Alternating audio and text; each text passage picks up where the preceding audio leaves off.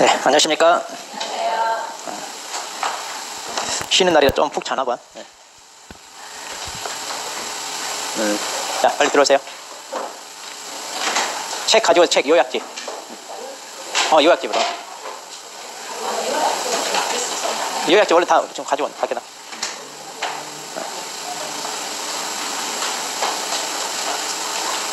이제 우리가 5, 6월달 이론이 한 번 남았잖아요. 그러니까 이제 기본서 이제 털어내고 이제 요약집으로 정리를 해서 분량을 줄여서 정리를 하자 이겁니다. 그래서 이제 보통 이제 5, 6월달 대부분 이제 이렇게 요약집으로 많이 합니다. 기본서 보는 것보다 두께가 낮잖아요, 지금. 한 160페이지 정도 되는데 얼마 안 돼 이거 보면.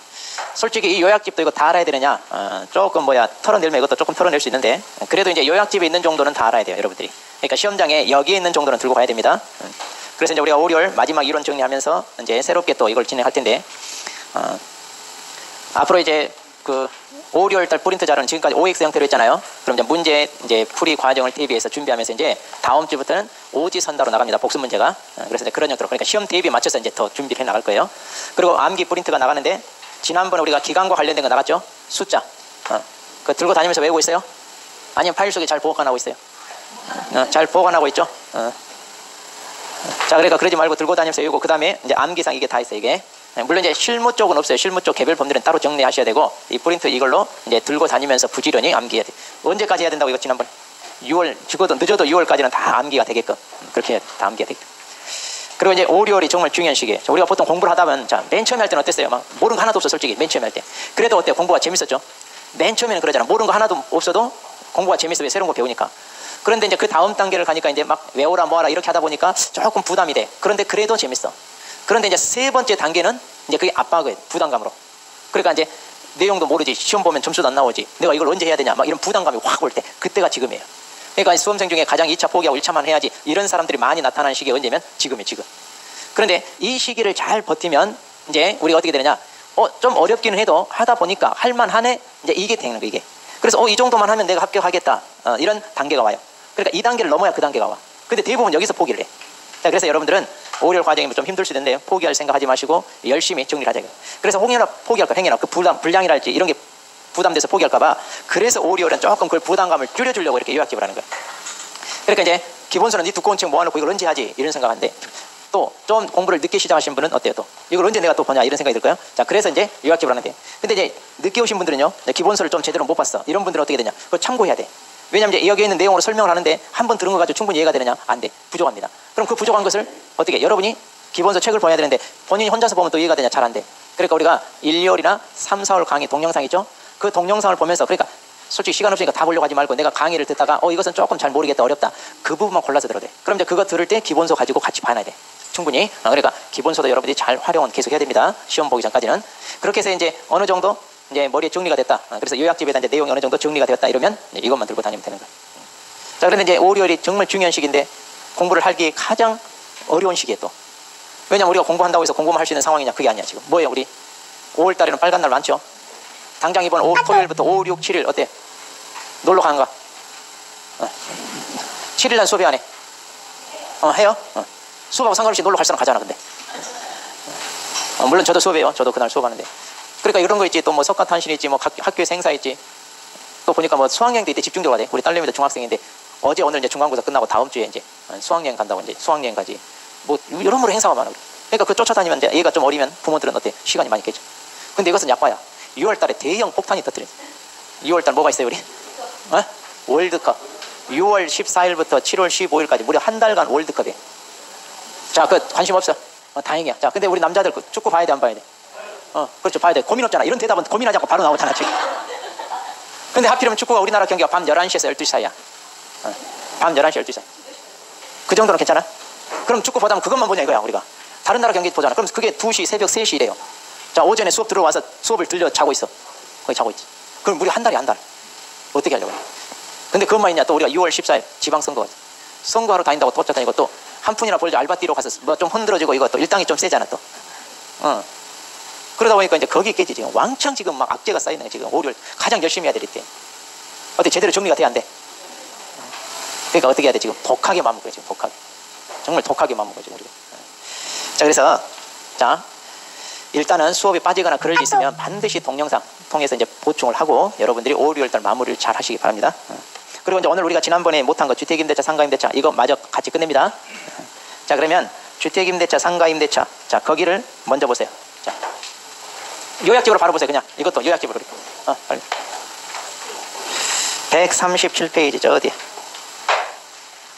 실명법 했어요? 안 했어요? 우리? 지난주에 실명법 한지 안 한지 몰라?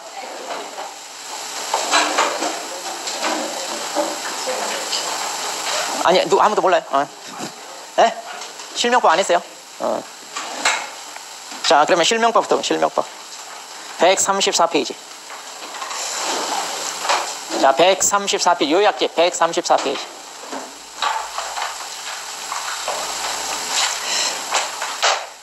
자, 실명법이 뭐냐면 이제 투기나 탈세 목적으로 부동산 소유자가 자기 명의로 등기를 하지 않고 다른 사람 내세워서 그 사람 명의로 등기를 하는 걸 말해요. 그래서 이제 이런 식으로 투기 탈세 목적으로 등기 가지고 장난치는 걸 막겠다 해서 이제 도입된 게 바로 실명법인데 내용은 많지 않아요. 우리 민법에서도 했어요? 안 했어요? 아직? 했어요?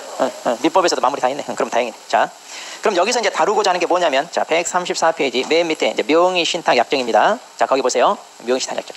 자, 명의신탁 약정이 뭐냐? 부동산에 관한 소유권, 기타 물권을 그랬어요. 자, 그러니까 이제 명의신탁은 등기를 실소유자가 자기 이름으로 하는 게 아니라 다른 사람 내세워서 그 사람 하는 거니까 동산은 등기가 없잖아요. 그러니까 동산은 명의신탁 할 수가 없죠. 그래서 부동산에 대한 거예요. 자, 그런데 이 부동산에 대한 권리도 어떤 권리냐면 거기 소유권뿐만 아니라 기타 물권까지 포함돼요.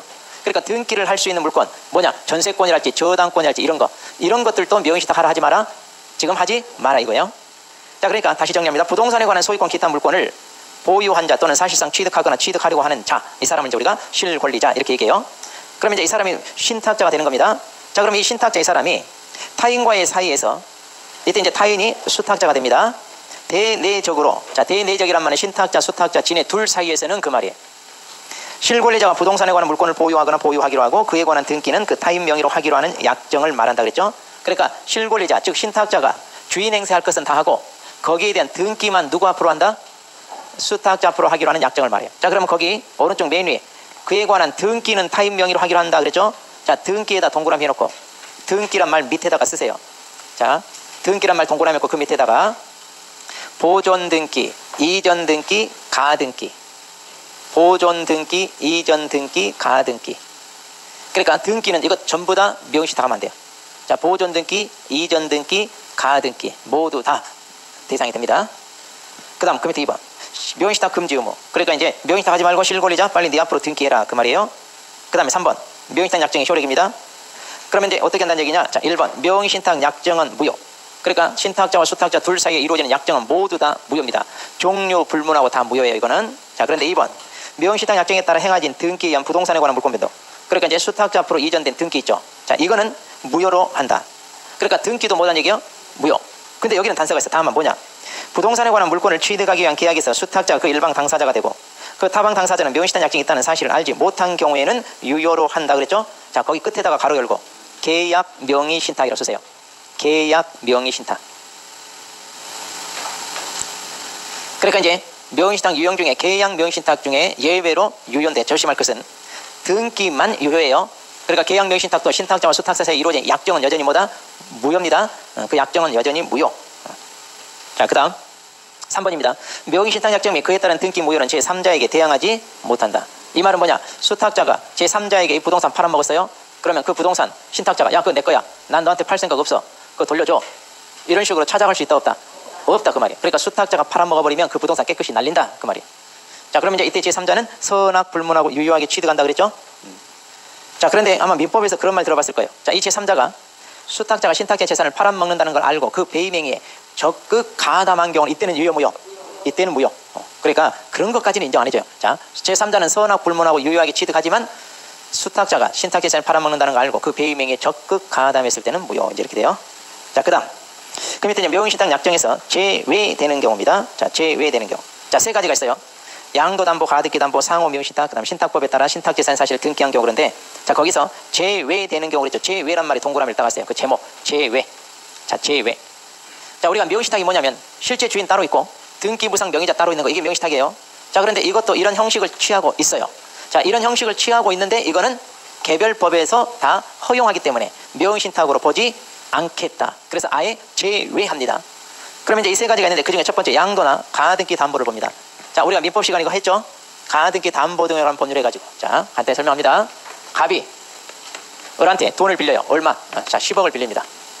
자, 보통 이제 채권자는 그러면 채무자가 이 돈을 못 갚을 걸 대비하여 보통 어떻게? 그 부동산에 대해서 저당권 설정 이런 걸 많이 하죠.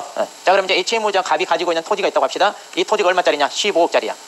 그러면 이제 보통 여기에 저당권 설정을 많이 하는데 이번에는 그게 아니라 이 채무자가 채권자 앞으로 이 토지에 대한 등기를 아예 넘겨준다 이 말이에요. 등기를. 소유권 이전 등기를. 또는 가등기 형태로 넘겨줘. 가등기.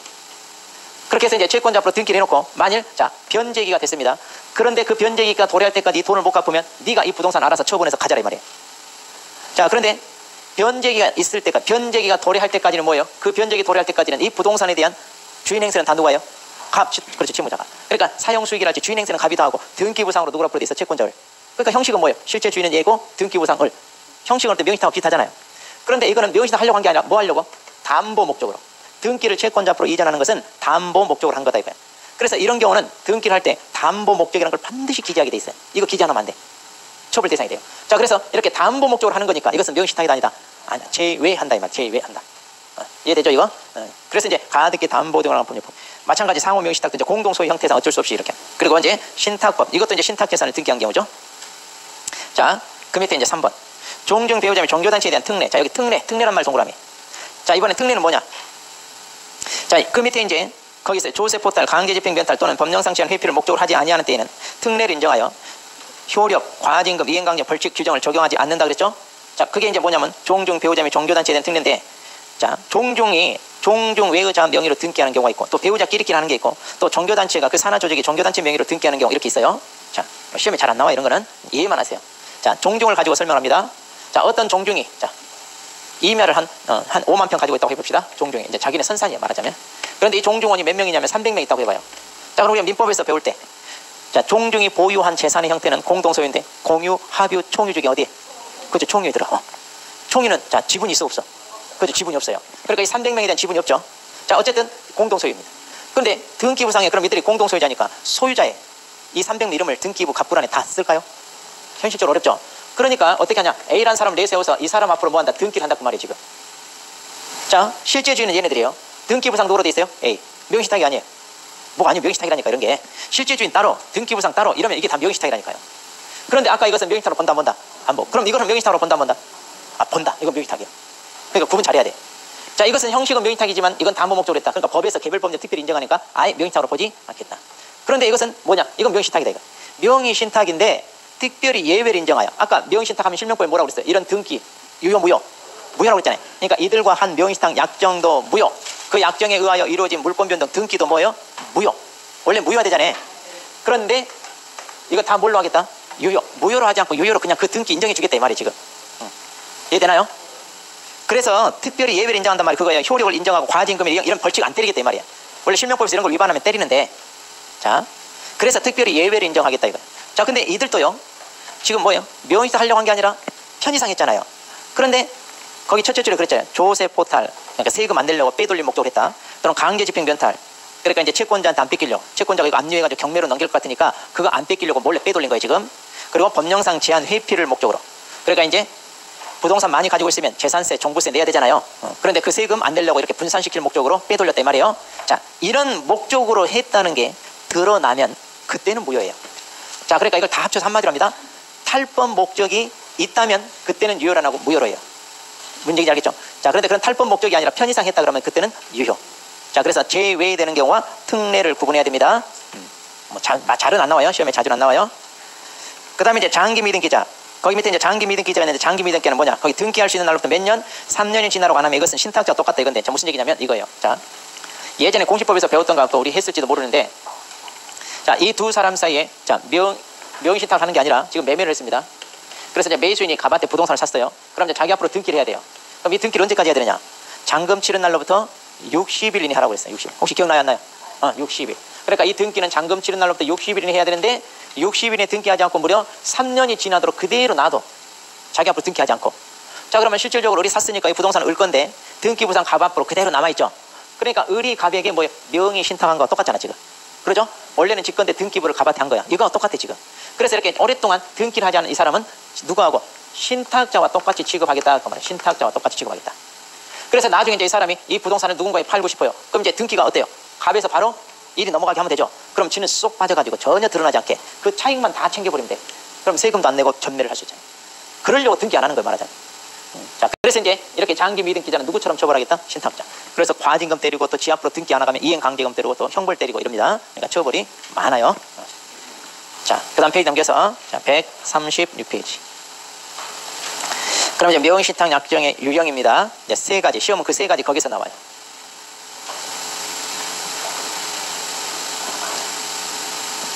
자, 시험은 이제 세 가지. 거기 보면 첫 번째 2자 간 명의신탁, 그 다음에 3자 간 명의신탁, 세 번째 계약 명의신탁 그랬죠? 그러니까 2자 간, 3자 간 이걸 갖다가 이제 등기 명의신탁 이제 이렇게 얘기해요. 등기 명의신탁. 그러니까 이제 크게는 등기 명의신탁과 계약 명의신탁 이렇게 있다 보시면 되는데 먼저 2전요. 2자 간. 자.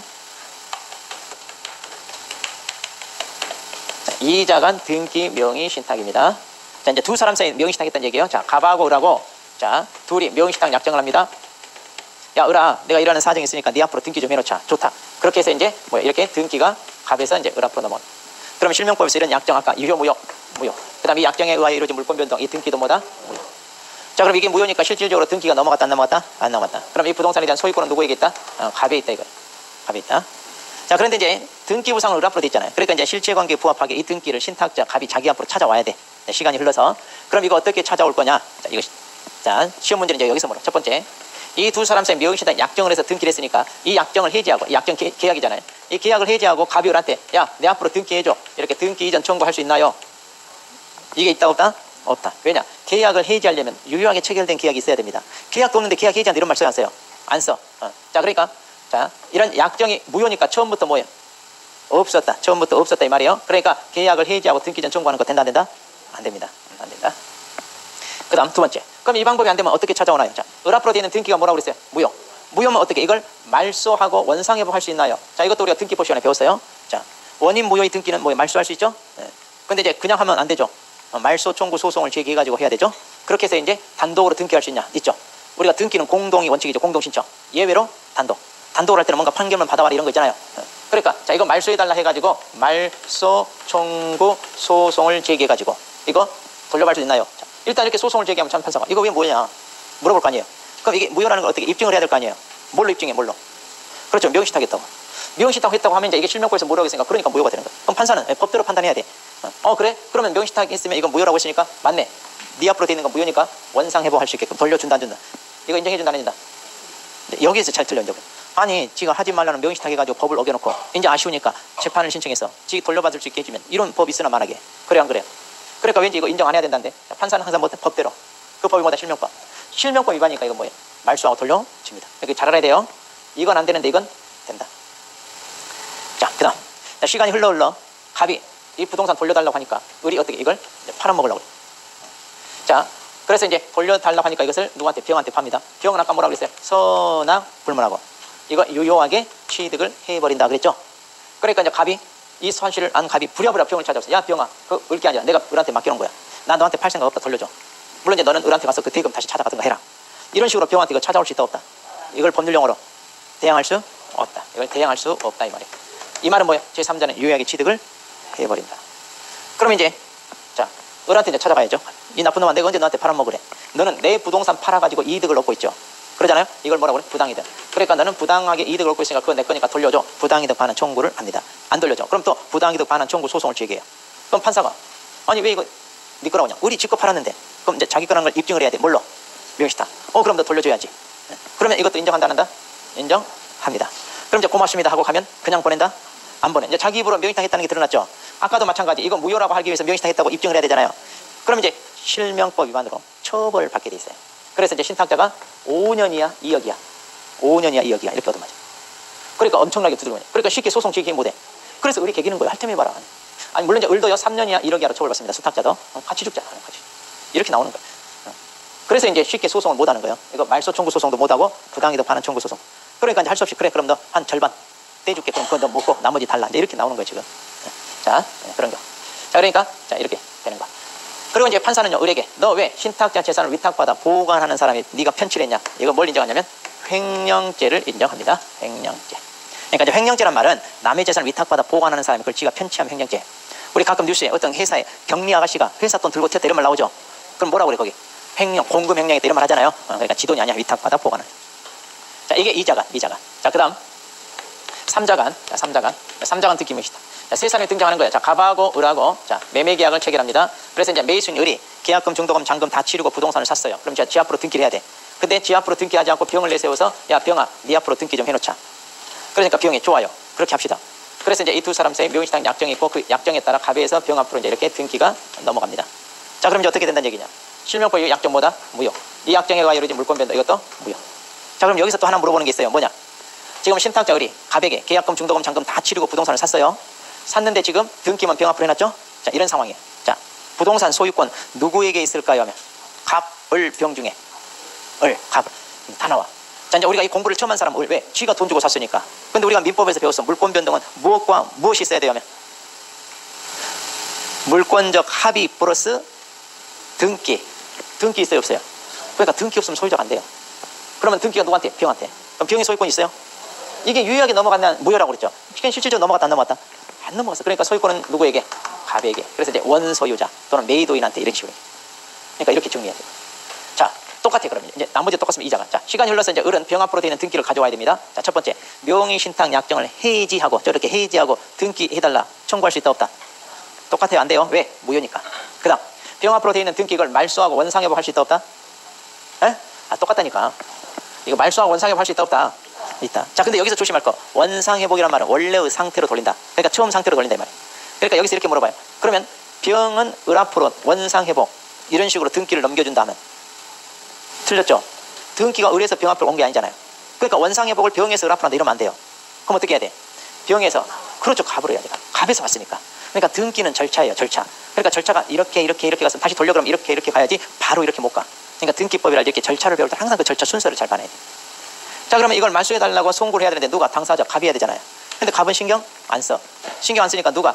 을이 갑을 대위, 이제 대신이란 말 대신에 대위하여 소송을 제기합니다. 그렇게 해서 순차적으로 이렇게 가야 돼. 왜? 매매는 유효니까 이것은 뭐 문제가 될 건 없어요. 이렇게 가져가야 됩니다.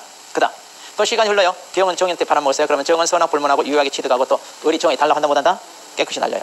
그럼 이제 병한테 나쁜 놈아 내 거 팔았으니까 돈 내 거 돌려줘. 부당 이득 반환 청구 해가지고 돌려받을 수 있다 없다? 있다. 안 돌려주면 소송 제기합니다. 여전히 돌려받을 수 있고. 그 다음에 판사가 너 왜 남의 거 팔아먹었냐? 횡령 인정한다 안 한다? 이거 안 한다. 이거 아주 중요해. 아주 중요한 판례. 자, 이 판례가 거기 137페이지 4번 137페이지 4번 판례입니다. 이제 이 3자간을 중간 생략 등기형 명의신탁이라고 그래요. 자, 거기 보면 왜 횡령죄가 안 되냐면 둘째 줄 명의신탁자와 수탁자 사이 위탁 신인관계를 인정할 수 없어. 수탁자가 신탁자의 재물을 보관하는 자라고 할 수 없으므로 그랬죠. 자, 명의신탁이 되려면 뭐냐면 남의 재산을 위탁받아 보관하고 있는 사람이 지가 처분해야 그리고 지가 이익을 취해야 횡령죄가 되는데 자, 이 사람은 신탁자의 재산을 위탁받아 보관하는 사람이다 아니다? 아니다 이거. 그러니까 수탁자 이 사람은 신탁자에 대하여 횡령죄가 된다 안 된다? 그래서 안 된다는 얘기. 근데 이 판례가 20년 넘게 계속 횡령죄 된다고 했다가 작년에 바뀐 거라니까. 아, 그동안 우리가 판단을 잘못했다. 대법원이 자기 견해를 바꾼 거예요. 그러니까 엄청 중요한 판례. 작년에 나와야 되는데 안 나왔어. 그러니까 올해 나와. 올해 안 나오면 내년에 아직 나올 때까지 1순위야 이거. 민법에서 나오던가 여기서 나오던가. 그 다음 세 번째 이제 계약 명의신탁. 자, 계약 명의신탁은 뭐냐? 자, 갑의 부동산을 자 을이 취득하고 싶어요. 그런데 을이 직접 찾아가서 계약하면 자기가 계약 당사자라는 게 드러나. 그러니까 이제 이거 드러나니까 이걸 드러나지 않게 하기 위해서 어떻게 한다는 얘기냐? 병한테 야 병아 내가 돈을 줄 테니까 네가 이 돈을 들고 가서 직접 계약을 해라. 그리고 네 앞으로 등기 놓은 다음 때리면 나한테 돌려다오. 좋다. 그래서 이 두 사람 사이에 명의신탁 약정을 합니다. 그래서 이 약정에 따라 갑은 병을 찾아가서 이렇게 매매를 하고 등기가 이렇게 넘어갑니다. 자, 그러면 이제 실명법에서 약정 뭐다? 무효. 그 다음 이 약정에 의해 이루어진 물권 변동 무효. 근데 무효인데 아까 뭐라 단서 얘기했잖아. 이 두 사람 사이에 있어서 자, 갑은 이 병이 수탁자라는 걸 알아요 몰라요? 그렇죠. 자, 그랬을 때 이 선이 갑 전혀 이런 걸 모르는 갑을 보호하기 위해서 예외로 이때는 뭘로 한다? 유효. 예외로 유효. 예외. 그러니까 이거 조심해. 예외로. 자, 그러면 이 상황에서 부동산 소유권은 누구한테 있을까요? 하면 등기가 누구한테 있어? 병. 그러니까 이때 소유권은 누구에게? 병에게. 자, 그럼 이제 시간이 흘러. 자, 을은 이제 병에게 이걸 찾아와야 되는데 지금 소유권 누구한테 있다고 그랬어요? 병한테 있다고 했죠. 병한테 소유권이 있어 보니까 을은 병한테 이 부동산 자체 이것을 찾아올 수 있다 없다? 이거 안 돼 이거. 왜냐면 물론 지가 가지려고 돈을 줬잖아요. 그렇지만 실명법에서 이건 소유권은 병한테 있다고 해버리니까 이건 찾아가기 못해. 그럼 뭘 찾아가냐? 매수 자금. 그 돈은 공짜로 가지라 준 건 아니잖아요. 그러니까 매수 자금에 대해서 부당이득으로 돌려받을 수 있는 거예요. 자, 그러니까 의리병에게 자, 부당이득 반환 청구하는 것은 뭐다? 부동산이 아니라 매수 자금에 대해서 달라고 할 수밖에. 자, 또 병이 제3자 정에게 팔아먹었습니다. 선악불문하고 이거 유효하게 취득을 해버리니까 이것도 달라고 한다 못한다? 또 매수 자금 아직 안 돌려주면 여기에 대해서 계속 달라고 해야죠. 부당이득. 자, 그래서 부당이득 달라고 청구하는데 또 안 돌려주면 소송 제기합니다. 그럼 너 왜 남의 거 팔아먹었냐? 자, 횡령죄 된다 안 된다? 안 된다. 여기는 왜 안 되냐? 직거. 그러니까 신탁적이 아니라 직급한 거니까 횡령죄 된다 안 된다? 안 된다. 이렇게 정리를. 자, 오른쪽에 제재를 봐요. 제재. 그 제재를 보면 이제 먼저 과징금. 자, 과징금은 신탁자한테 때리는데 장기 미등기자 똑같아요. 그리고 양도담보 의무 위반자 이건 내비두고요. 자, 거기 당구장 표시 좀 밑줄하세요. 당해 부동산 평가액의 30% 범위 내에서 부분. 자, 30% 범위 내입니다. 30% 딱 못 박아진 게 아니라 뭐다? 범위 내에서. 30% 범위 내. 그런데 이제 금액이 많으면 분할 납부나 기간 연장을 해줄 수 있어요. 그 다음 이행 강제금. 자, 1차입니다. 과징금을 때렸는데도 여전히 지 앞으로 등기를 안 해. 그래서 1년이 되도록 안 합니다. 그러면 몇 프로? 10%를 1차로 때려. 그 다음 2차. 자, 이행 강제금 10% 때렸는데 1년이 되도록 여전히 등기 안 해. 그러면 몇 프로? 20%. 자, 그러니까 1차니까 10%, 2차니까 20% 이렇게. 자, 이렇게 해서. 그 밑에 이제 계양병신탁은 이행 강제금이 없다 그러는데 왜 그럴까요? 이 부동산 병거니까 야, 빨리 네 앞으로 등기해. 이런 거 할 수가 없다 이 말이에요. 그래서 그래요. 그 다음에 벌칙. 5년 이하 2억 이하 3년 이하 1억 이하인데 자, 5년 이하 2억 이하는 신탁자고 3년 이하 1억 이하는 뭐다? 수탁자. 자, 수탁자. 그래서 이제 5, 2, 3, 1 이렇게 기억합니다. 5, 2, 3, 1 5, 2, 3 예전에 어떤 수강생이 그렇게 암기해야 돼. 3일절이 5이 들고 만세 부른다. 그러니까 암기는 수당방법 안 가리고. 근데 그 사람은 이제 평생 안 잊어먹어 이런 거. 자, 그래서 5, 2, 3, 1 이런 식으로. 그 왼쪽에 판례는 이제 또 나중에 한번 돌아와서 우리가 할 거예요. 자, 그 다음 이제 주택임대차. 이제 보겠습니다. 주택임대차. 자, 이거 다 알겠죠? 이거 시험에 한번 좀. 자, 이제 주택임대차와 상가임대차가 있는데 주택하고 상가임대차는 구조는 같아요. 그래서 이제 특별히 세입자를 보호하기 위해서 특별법을 만들어가지고 자, 이제 이렇게 하는 건데 자, 먼저 주택임대차. 자, 페이지 넘겨서. 자, 거기 이제 적용 범위부터 보죠. 적용 범위. 자, 주택임대차니까 어디에 적용되나요? 주거용 건물이죠. 자, 그런데 동그라미 1번. 주거용 건물이면 공부상 표시만 기준으로 할 게 아니라 실제 용도에 따라 정한다. 그러니까 이제 건축물 대장에 이 건물의 용도가 뭐라고 기재가 되어 있느냐 그게 중요한 게 아니라 세입자가 나는 주거 목적으로 쓰겠다라고 임대를 하거나 그러면 다 적용이 된다. 두 번째, 주거용 건물 일부건 그 다음에 일부가 주거의 목적으로 사용되건 상관없어요. 그러니까 전부 다 사용하건 일부만 사용하건 상관. 또 방 하나만 월세 전세계약 할 수 있죠. 다 적용된단 말이에요. 그 다음에 3번 일시사용을 위한 임대차가 명백하면 적용되지 않는다. 그러니까 이제 내가 여행 같은 거 다닐 때 뭐 호텔, 여관, 콘도, 민박 2박 3일, 3박 4일 이런 식으로 머무를 때는 적용한다 안 한다? 안 한다. 그 다음에 4번 미등기 무허가 불법 건물 상관없어요. 건물이 왜 그런 불법이냐 상관없이 세입자 보호하는 거니까 다 적용됩니다. 그 다음 미등기 전세에 적용되나요? 예. 우리나라 사람들은 이제 월세가 아니라 전세라는 독특한 개념이 있는데 자, 전세란 표현을 쓰다 보니까 물권의 전세권 설정 계약인 줄 우리가 오해할 수 있어요. 자, 집을 빌릴 때 전세권 설정 계약 해도 됩니다. 그런데 이제 우리가 전세란 표현을 쓰면서 주택 임대차를 그렇게 표현하니까 혼동이 돼. 그런데 물권의 전세는 등기를 하게 돼 있는데 주택 임대차는 해요 안 해요? 안 해. 그래서 이제 그것과 구분하기 위하여 미등기 전세 또는 채권적 전세 이렇게 얘기하는 거예요. 자, 당연히 적용되죠. 그 다음 이제 인적 적용 범위. 자, 첫 번째 1번 법인에게는 원칙적으로 적용되지 않습니다. 그런데 일정 요건을 구비한 일부 법인에게는 적용이 돼요. 그래서 이제 거기 기업 한국토지주택공사 둘째 줄 중소기업 기본법에 따른 중소기업 그리고 이제 주택사업을 목적으로 설립된 지방공사 이렇게 이제 세 가지가 있죠. 기억해 보면 외울 필요는 없어요 이런 거 다.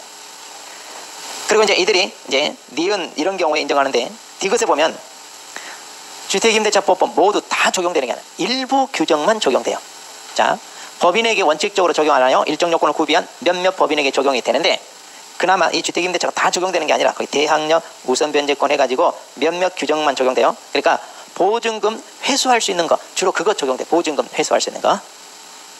그 다음 동그라미 2번 외국인한테도 적용되나? 예, 외국인한테 적용됩니다. 그 다음 3번입니다.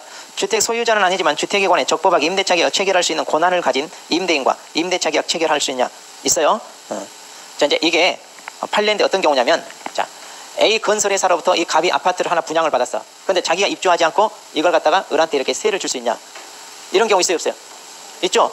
그런데 이제 아직 소유권은 넘어오지 않았지만 이제 앞으로 소유권이 다 넘어올 수 있잖아요.